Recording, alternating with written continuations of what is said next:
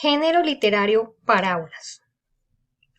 El mejor medio para conocer las profundidades del corazón o el alma de Jesús son las parábolas.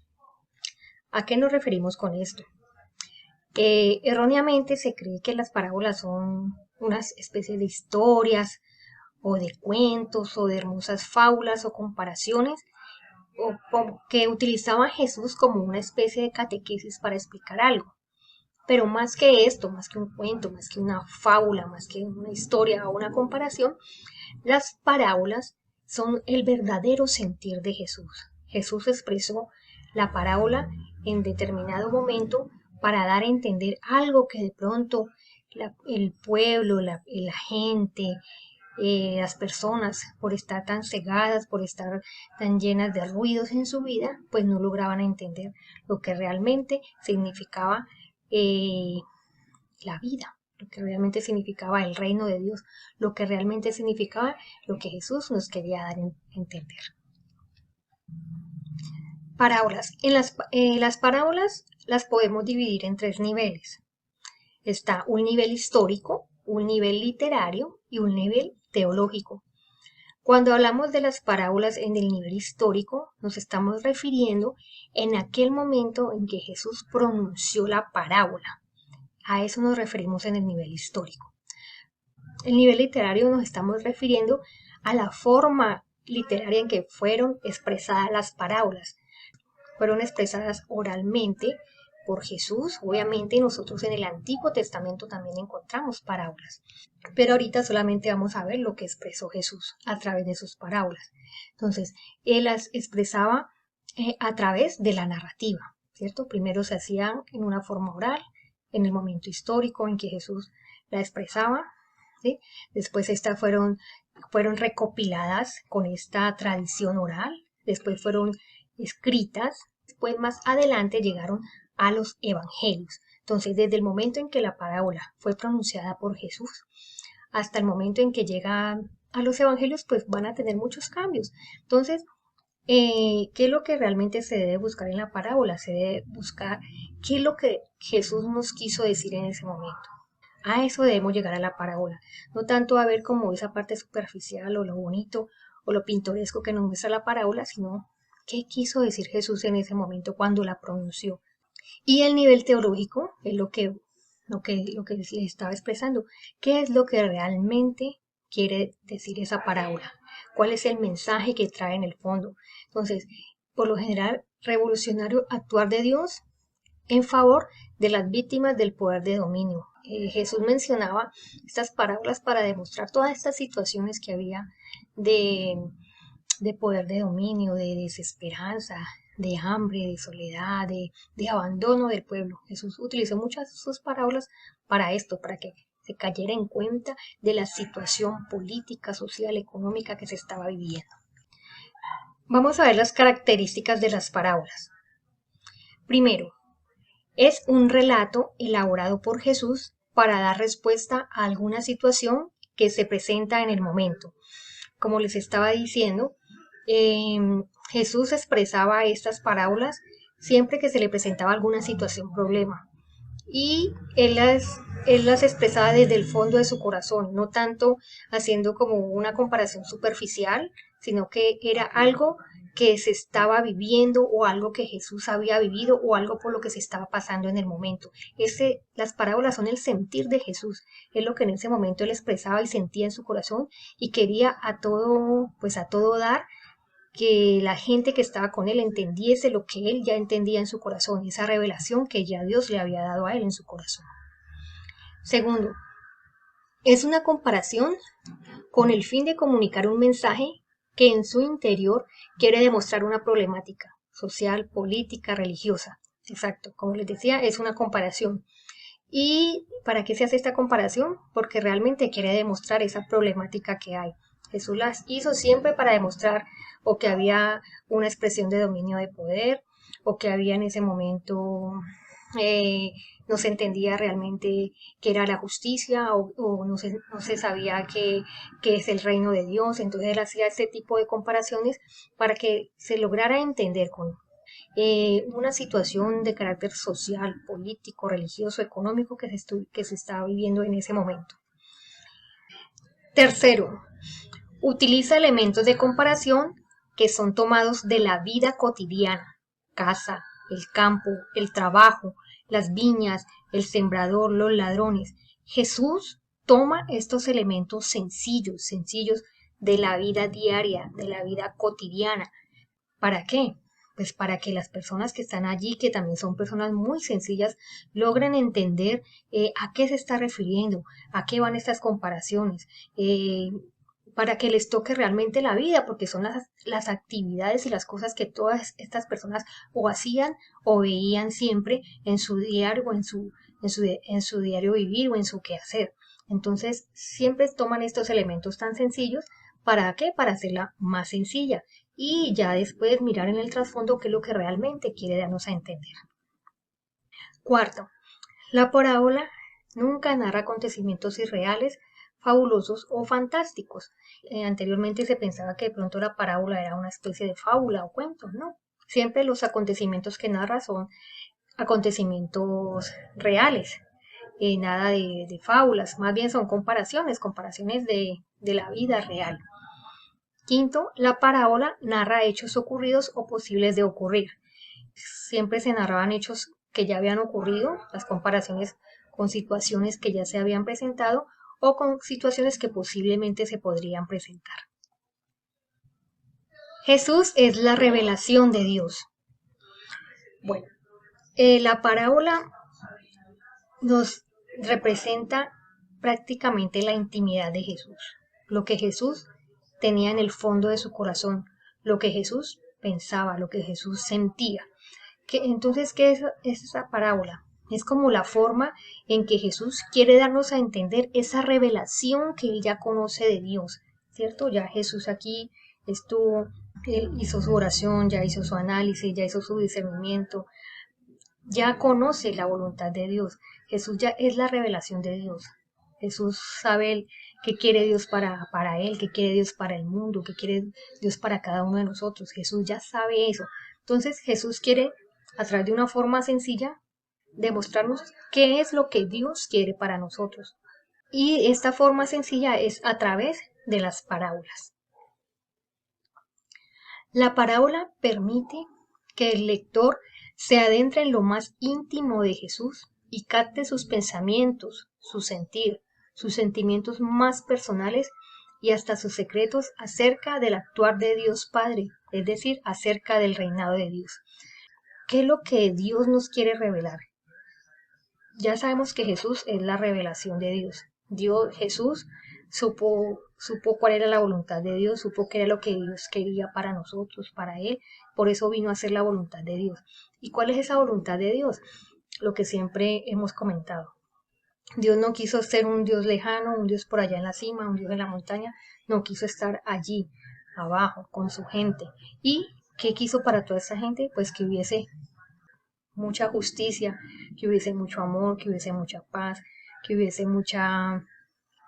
mejor dicho, todo lo contrario a lo que actualmente se vive en el mundo. Cuando vino Jesús a este mundo, se dio cuenta que el mundo estaba completamente al revés, que no se estaba haciendo el verdadero proyecto de Dios, que no se estaban cumpliendo los criterios del proyecto de Dios. Y esto es lo que Jesús quiso demostrarnos por todos los medios.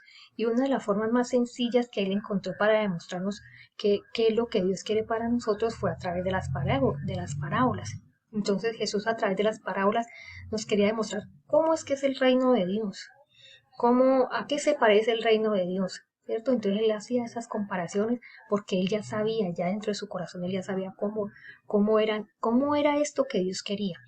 Aquí vemos prácticamente lo contrario a lo que Dios quiere para el mundo, para nosotros, ¿cierto? Entonces vemos que hay desnudez, hay gente abandonada, hay gente desplazada, gente sin techo, sin lugar, sin casa, sin vivienda, hay hambre, hay enfermedad, ¿cierto? Hay mendicidad, no hay justicia, hay una falsa justicia.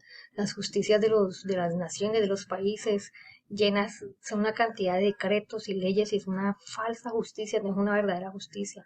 Las cárceles llenas de presos, llenos de inocentes, el hambre. Entonces, este es el antiproyecto, esto no es lo que Dios quiere para el mundo. Jesús encontró esta revelación, Jesús encontró esto, lo que Dios quería. Esto lo descubrió Jesús, así como en su momento lo descubrió Moisés, cuando en Israel vivieron de una forma tribal en esos 250, 300 años, ¿cierto? En su momento Moisés y esa población y ese pueblo conoció lo que realmente Dios quería para todos nosotros, que lastimosamente eso se va perdiendo, pues por, el, por la ambición, por el dominio, ¿cierto? Pero entonces Jesús quiere volver a retomar eso, a mostrar qué es lo que realmente Dios quiere para nosotros, que es todo lo contrario que vemos aquí. Es el reinado de Dios, son criterios de amor, de paz, de justicia, de servicio, de bondad, ¿cierto? Contrario a lo que vemos allí. Dios nos reveló todo en su Hijo Jesús y Jesús nos revela todo a través de las parábolas. Entonces, cuando vamos a leer una parábola, miremos en el fondo qué nos está queriendo decir Jesús, qué parte nos quiere revelar de esos misterios de Dios. Entonces, a eso tenemos que llegar. Bueno, ahora vamos al análisis del texto. Vamos a ver la parábola del buen samaritano. Lucas 10, 25, 37. En aquel tiempo se levantó un maestro de la ley y preguntó a Jesús para ponerlo a prueba. Maestro, ¿qué tengo que hacer para heredar la vida eterna? Él le dijo, ¿qué está escrito en la ley? ¿Qué lees en ella? Él respondió, amarás al Señor tu Dios con todo tu corazón y con toda tu alma y con toda tu fuerza y con toda tu mente, y a tu prójimo como a ti mismo. Él le dijo, has respondido correctamente, haz esto y tendrás la vida. Pero el maestro de la ley, queriendo justificarse, dijo a Jesús, ¿y quién es mi prójimo? Respondió Jesús diciendo, un hombre bajaba de Jerusalén a Jericó, cayó en manos de unos bandidos que lo desnudaron, lo molieron a palos y se marcharon, dejándolo medio muerto. Por casualidad, un sacerdote bajaba por aquel camino y al verlo dio un rodeo y pasó de largo. Y lo mismo hizo un levita que llegó a aquel sitio. Al verlo dio un rodeo y pasó de largo. Pero un samaritano que iba de viaje llegó a donde estaba él y al verlo se compadeció y acercándose le vendó las heridas echándoles aceite y vino y montándolo en su propia cabalgadura lo llevó a una posada y lo cuidó. Al día siguiente, sacando 2 denarios, se los dio al posadero y le dijo, cuida de él, y lo que gastes de más yo te lo pagaré cuando vuelva. ¿Cuál de estos 3 te parece que ha sido prójimo del que cayó en manos de los bandidos? Él dijo, el que practicó la misericordia con él. Jesús le dijo, anda y haz tú lo mismo. Bueno, entonces aquí estamos viendo que el legista pues quiso poner a prueba a Jesús. Jesús no se complica mucho en darle una explicación, sino que a través de una parábola, de una comparación, él le da a entender la misma pregunta que el legista le estaba haciendo a Jesús. Bueno, ¿qué podemos ver en este texto? Miremos las características. Primero que todo, podemos ver la parábola es un sentir, es el sentir de Jesús. Jesús está allí en medio de mucha gente que lo está escuchando, pero también hay gente que lo está poniendo a prueba, que lo está atacando, que está viendo a ver cómo cae. Entonces, Jesús a través de su sentir, de lo que él ya ha visto de la vida, de ya saber discernir cuál es la voluntad de Dios y lo que Dios quiere para él y para el mundo y para cada una de las personas, ya sabe cómo responderle a esta persona. Entonces le responde desde su corazón con esta comparación o con esta historia que Jesús expresa. Entonces ahí está el sentir de Jesús. ¿Qué otra característica vemos de las parábolas? También vemos los elementos cotidianos, los elementos de la vida diaria. Aquí se habla, primero que todo, se habla de Jerusalén, se habla de Jericó, se habla de un trayecto muy común entre la gente de Israel, que iban de Jericó a Jerusalén para hacer su alabanza en el templo, ¿cierto? Para hacer sus ofrendas y sus rituales al templo. ¿Habla de qué? Habla de caminos, habla de bandidos, habla de atraco, habla de inseguridad, habla de los sacerdotes, de los levitas, habla de gente del común, habla de los samaritanos, de los extranjeros, ¿sí? Entonces Jesús toma esos elementos del común, de lo que ellos están viviendo, del vivir diario, para hacer entender con mayor facilidad a los interrogantes de las personas. Y con estos elementos, con este sentir, Jesús lo que quiso era dar un mensaje.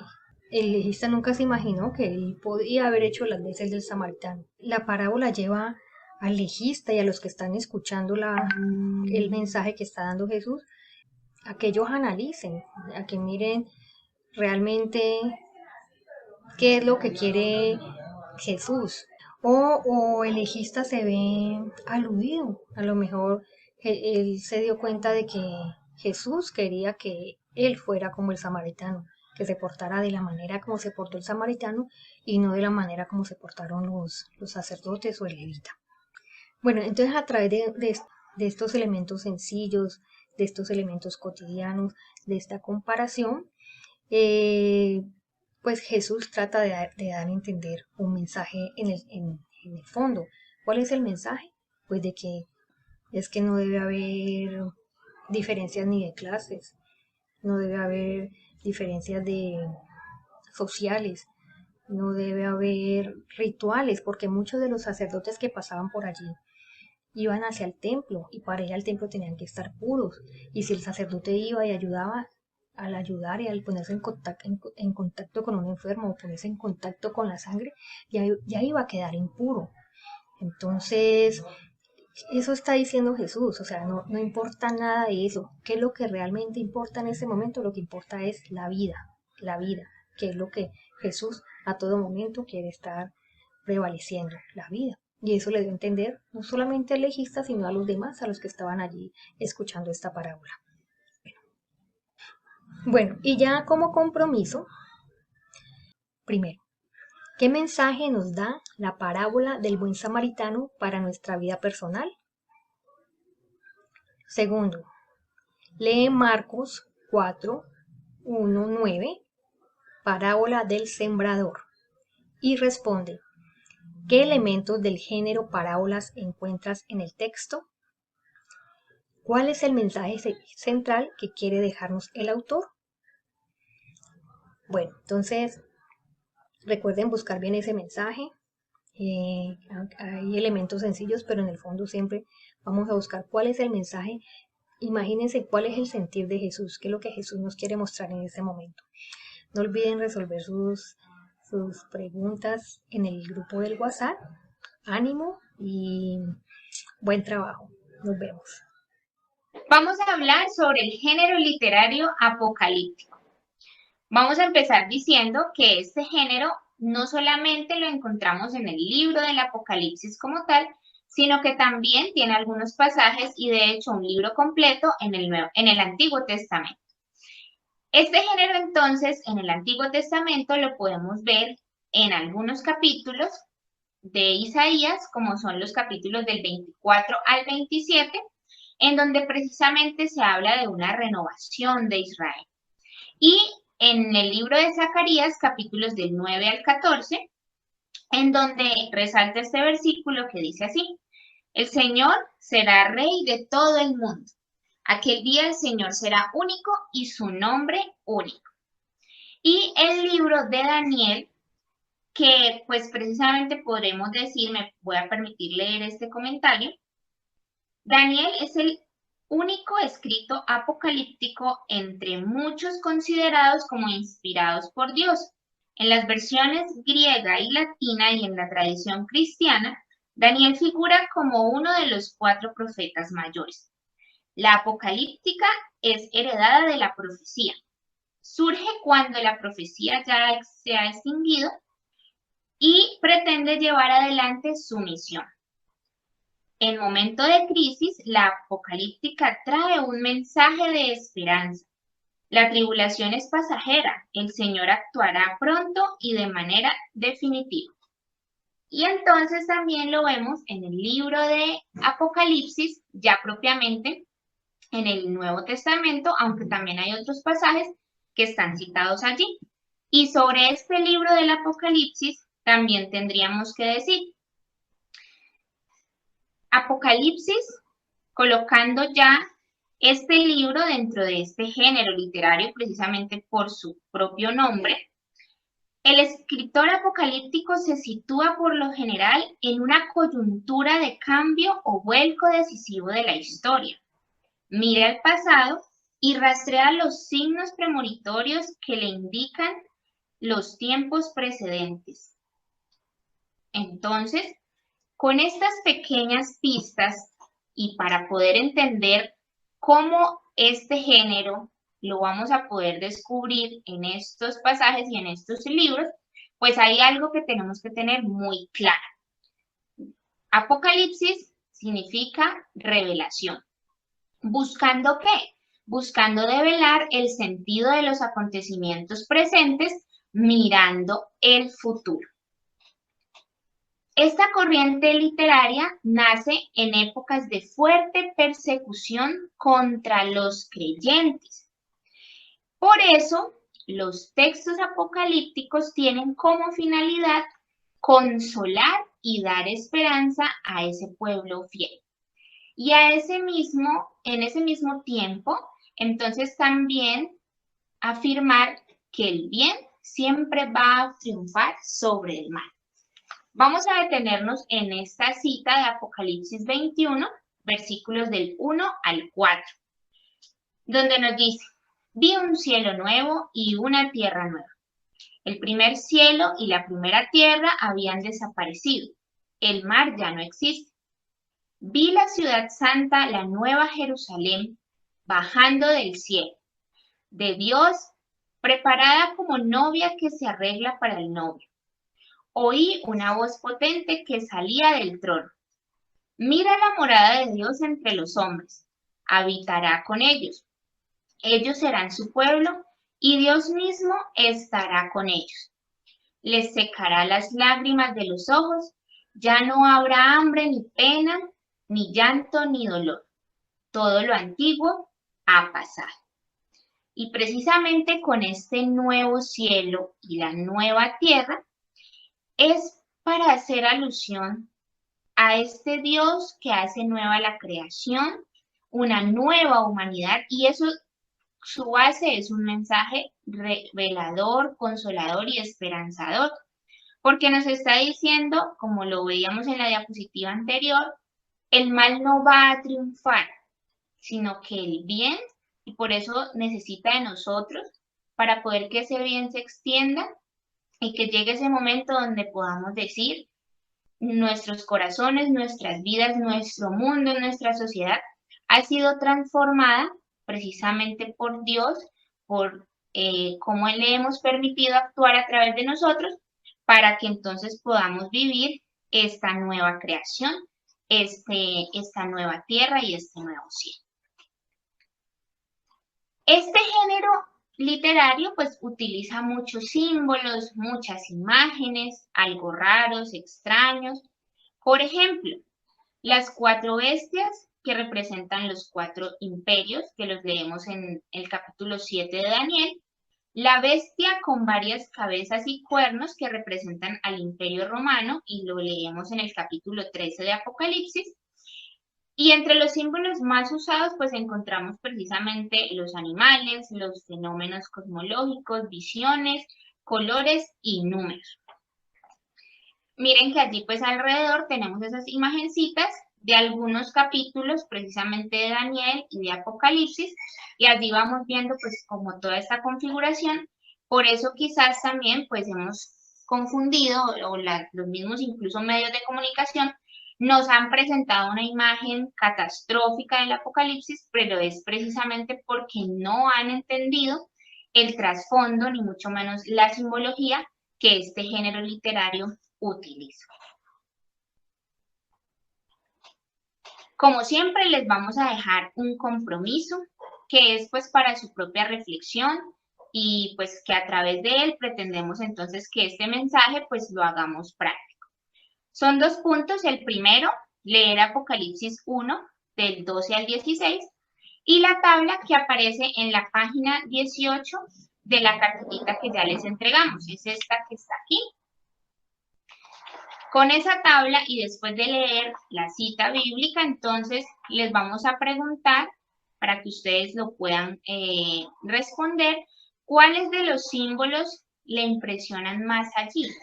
¿Y qué reacciones te producen estos símbolos?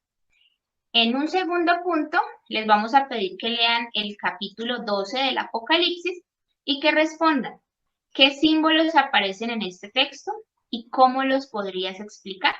Hasta aquí sería entonces este género apocalíptico. Recordemos que un género literario es la manera o forma de expresión del ser humano, de nosotros, hombres y mujeres, que estamos inmersos en una cultura, en una época, en un país, y que estamos haciendo una lectura de la realidad. No podemos entonces desconocer precisamente esa condición y característica humana que también la Biblia pues trae con ella. Por eso le prestamos pues mucha atención a esto de los géneros literarios para de esa manera descubrir su verdadero mensaje, el mensaje que quería revelar el autor sagrado de la obra. Aquí tenemos en la diapositiva cómo la clasificación de los géneros literarios en la Biblia hebrea pues se divide en 3 grandes grupos: la ley, los profetas y los escritos. Ya nosotros pues tenemos la Biblia dividida en 2, Antiguo Testamento y Nuevo Testamento, y dentro de ella vamos a encontrar como los diferentes subgrupos, o mejor dicho, vamos a encontrar los géneros literarios y dentro de esos géneros macros, pues como los subgéneros o esas divisiones, ramas que vamos pues descubriendo por allí y que gracias precisamente al avance de los estudiosos, pues hoy tenemos mucho más claro. Sabemos entonces que en el Antiguo Testamento pues vamos a encontrar narraciones en toda la parte del Pentateuco, historia precisamente en estos 2 libros que llamamos libros históricos, obras didácticas como lo son por ejemplo los libros de Ruth, de Jonás, de Esther, el género profético, en precisamente los libros proféticos, la literatura sapiencial en Salmos, Proverbios, Eclesiástico, la poesía también que encontramos en el Cantar de los Cantares, en Salmos, y pues lo que acabamos de ver, el Apocalipsis en Daniel.